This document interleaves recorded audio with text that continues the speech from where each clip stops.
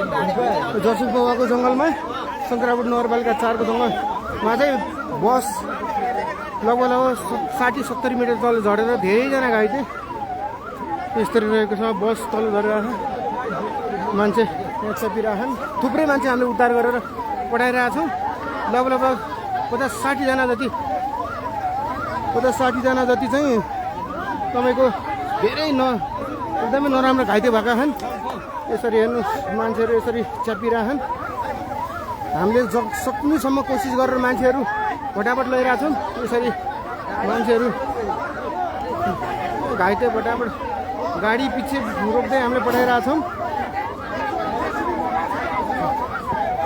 यस्तो छ अहिले एकदमै नराम्रो दुर्घटना भएको छ। हामीले कम्तीमा नै 30-40 जनाको चाहिँ उद्धार गरिसकेका छौँ। अहिले धेरै नराम्रो केस। एकजना चाहिँ गाडीले च्यापेको हुनाले चाहिँ हामीले कसरी हुन्छ त्यसरी निकाल्ने कोसिस गरिरहेका छौँ। यस्तो छ यहाँको अवस्था है। गाडी भित्र मामा निस्किनु भयो अझै डोजर किन डोजर अघि नै भने यार यसपालिसम्म डोजर आएको छैन यार।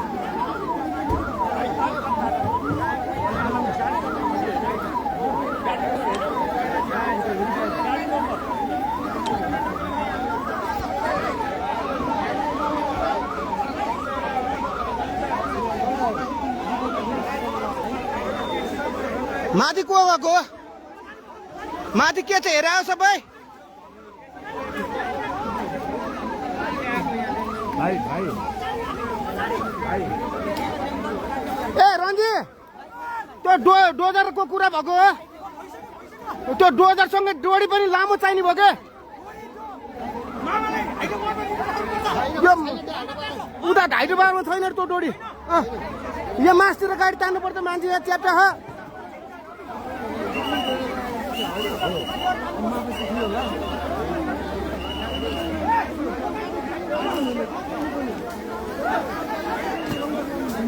साह्रै दुःखद घटना भयो यार आज।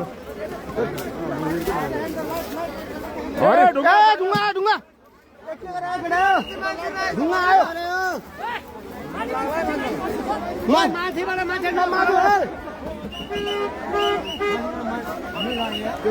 मान्छेलाई यो मान्छे कस्तो अप्ठ्यारोसँग बसिरहेको छ यार।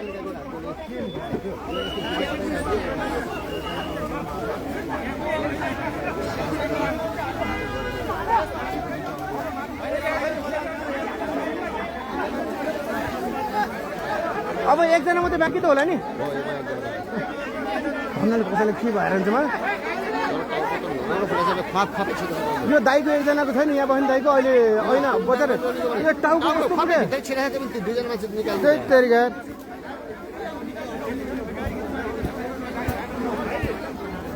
ए माथि नआउनु है।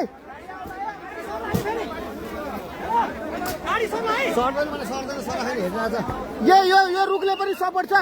तल नबस्नु यता बस्नु साइड लगाउनु त्यहाँ हो। सबैजना खाली बस्नु खाली है। यो रुखले रोकिरहेछ।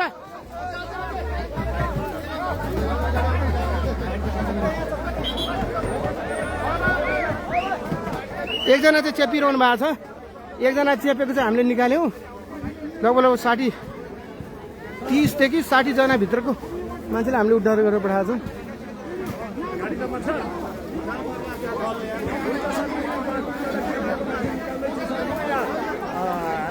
गाडी नम्बर हो पिकनिकको गाडी जस्तो छ सर। पिकनिकै हो दाइ हो सर गाडी पिकनिकबाट आएको गाडी हो। जर्सिङपुरमा पिकनिक गएको हजुर। सुरक्षा निकायका मान्छेहरू पनि आइपुग्नु भएको छ। हामीले सबै प्रहरी 100मा फोन गरेर जहाँ सक्ने हामीले सबैलाई बोलाएको छौँ। एम्बुलेन्सहरू 3-4 वटाहरू बोलाएको छौँ। सबैतिर बोलाएर जति सक्दो छिटो चाहिँ हामीले उद्धार कार्य गरिरहेको छौँ। यहाँ चाहिँ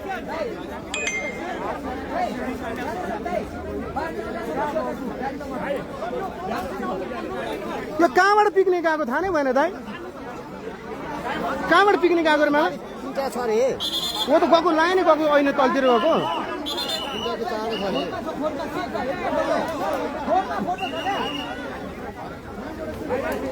हजुर पुरा च्यापिरहेछ